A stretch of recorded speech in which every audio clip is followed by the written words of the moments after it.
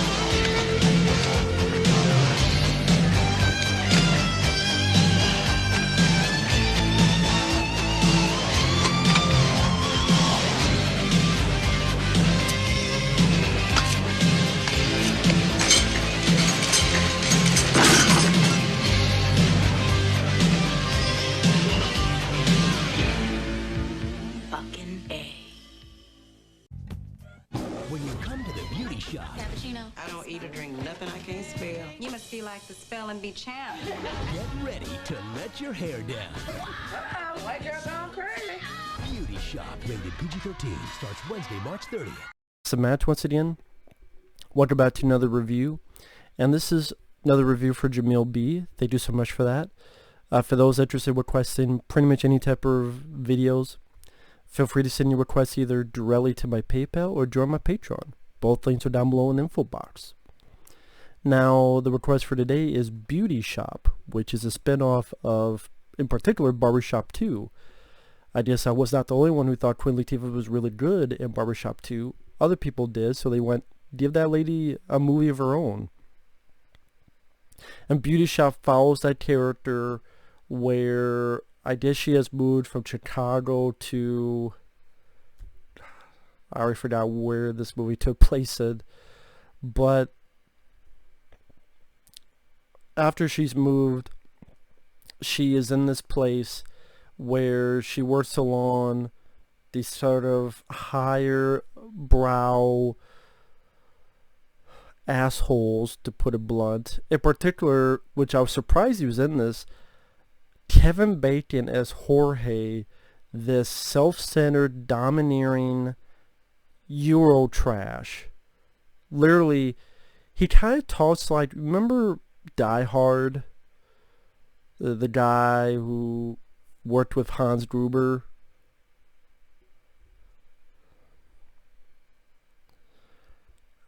Alexander Godunov. He sounded almost like Alexander Godunov. Imagine that kind of accent, but more over the top. That's Kevin Bacon. And yeah, like I said, it's over the top, but it was rather fun because I like Kevin Bacon as an actor, and I've never seen him give a performance like this. Hey, guten Tag. I mean, I don't know how you do it. I mean, I don't know, just Euro trash. Euro trash is the best way to describe the guy. And he's pretty much our villain in the movie, so that was interesting. And one of the people Queen Latifah works at this place is Alicia Silverstone, which again, I didn't even know she was in this. And she has this like southern accent, which I still don't know if that was the right choice. Part of me is like, just talk normally. You don't need the southern accent. And you know what? The more I think about it, she didn't need the southern accent. To me, her other southern accent just made her performance go down a few notches. Because I don't mind her as a performer. I mean, I liked Clueless. Batman and Robin, I don't blame her. I blame the awful script. Excess Baggage, that was an okay film. Granted, more so for Benicio del Toro, but Excess Baggage was an alright movie. What was the film I saw? I reviewed it. Not Poison Ivy, it was another one. It's like Poison Ivy. I reviewed it. Terry Elwes from The Princess Bride is in it, and I'll probably think about it after, or someone's going to write in the comments section. But I reviewed it. She was good in that. So, Southern accent, well, that was a bad call. I guess they thought they'd be more fun if you had Southern accent. Was your foghorn leghorn? So one thing leads to another. This Kevin Bacon's being a dickhead, so Queen Latifah's like, fuck this, I quit. She doesn't know what to do, so one thing leads to another, decides to start her own shop. She has a daughter, she has a younger sister, and she has, mama. Not mama, I'm coming home, Ozzy Osbourne, but mama. And I just say I didn't mind the film. People are like, really? What the fuck, Matt? You didn't mind Beauty Shop? No, I didn't, for a couple of reasons. Number one, it was interesting to see some of the recognizable people, like Kevin Bacon. Andie MacDowell from Groundhog Day is in the film as one of the clients who really enjoyed Queen Latifah's attention to her hair. Mena Suvari is in it. I can never pronounce his name correctly. The star of Amistad. He was also in Blood Diamond. He was also a bit role in Deep Rising. I always butcher his name. He's in the film as well. Djimon Hounsou.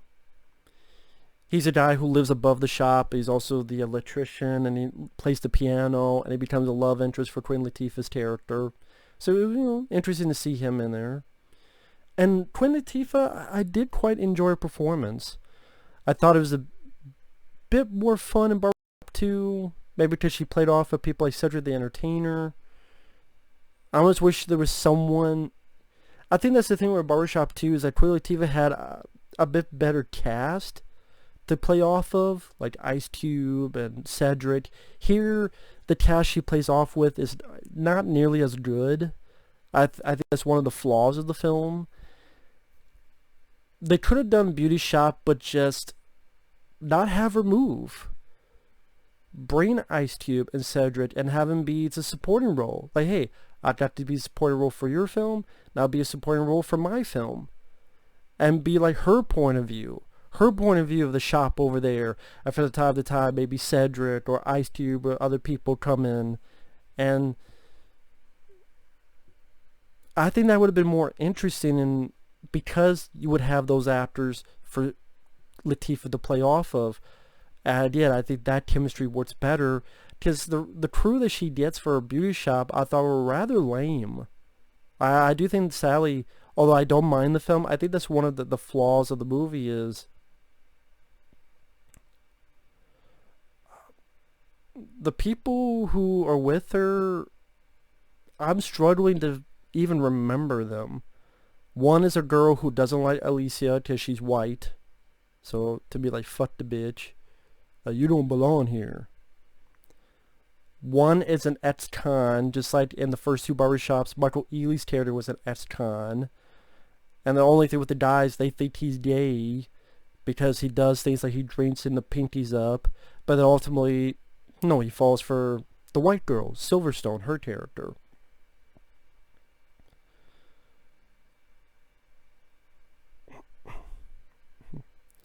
It was interesting seeing Alfre Woodard in a different type of role as one of the crew. Because Alfre Woodard, I always remember more from like Star Trek First Contact. As the woman that is from the past of Earth and is running with Jean-Luc Picard while he's going crazy killing Borg. Very different performance in this movie. So that was interesting. I couldn't really say I was... give a rat's ass about the character. It was just interesting to see her play a different role. But mostly I think it was cool to see Kevin Bacon, Andie MacDowell. I think Alicia Silverstone, didn't know she was in it. Didn't need the southern accent, like I said. Queen Latifah was fun. Queen Latifah got some nice stuff in there.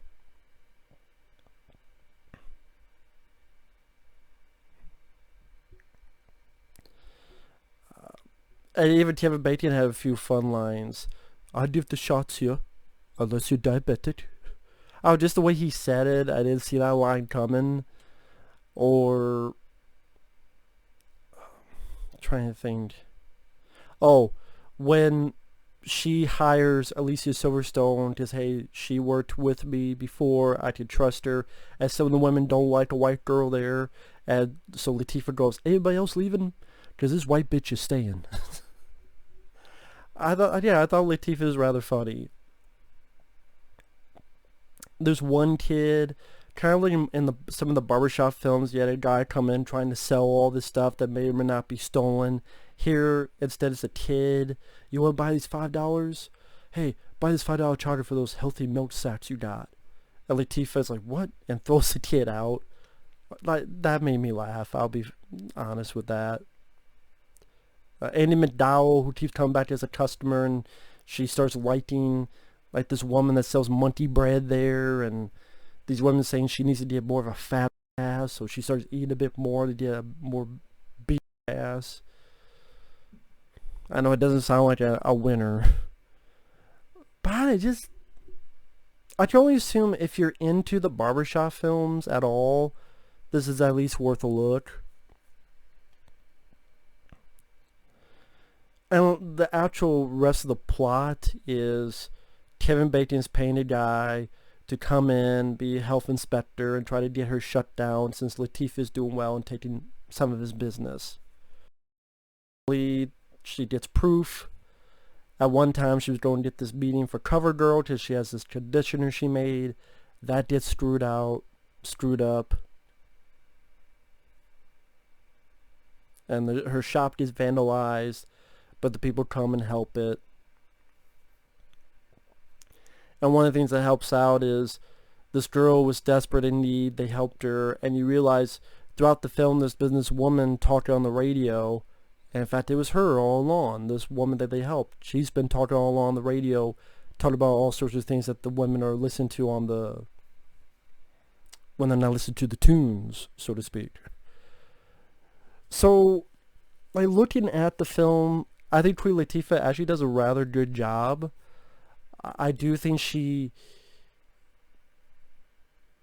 Kevin Bacon is the villain. That was fun to see because, like I said, it's a different kind of role. Andie MacDowell, always nice to see her. I've enjoyed her ever since, I think Groundhog Day with Bill Murray was the first film I saw her in.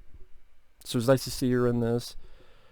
Alicia Silverstone I don't mind, but lose the southern accent. I keep repeating that.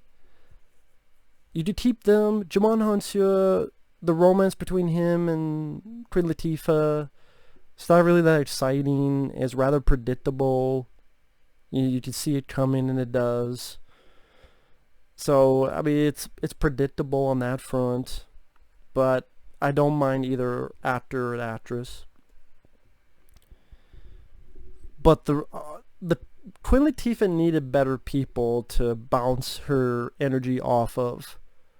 Because the other people, like the guy who maybe he's gay, maybe he's not, I didn't care one way or another. It does seem that tries to take a bit from the Barbershop films. Like, oh, well, that had an ex-con, so this has an ex-con. Well, that had one white person, here we have one white person. And it's like, I don't... Barbershop 2, place across the street, try to put him out of business. Here, it's an old boss trying to put him out of business. So, I wish it maybe did even more of its own thing. That, and like I said, a bit of a stronger supporting cast, I think, would have helped. And I said, yeah, the romance between her and Djimon Hounsou, it's like a whatever, alright. It wasn't bad, it wasn't good, it was just indifferent. I was indifferent on it. I do think you really lost something because Queen Latifah could play off of Ice Cube and Cedric the Entertainer, Barbershop 2. I think that helped. Those were some of the best parts, like her sniping as Cedric and back and forth. To me, that was the best part of Barbershop 2, that scene. If you could create more of that, or maybe with other stronger actors or comedians, I think you could really add something. As is, it's okay. at the very least a time waster. I wasn't mad at all watching the film. And Queen Latifah's actually felt more at home in this and Barbershop too. Like bringing down the house with Steve Martin, this felt like this was more her wheelhouse, these movies, than bringing down the house. But that's just me. With that said, thanks for watching, take care, and we will see you guys later. Bye-bye.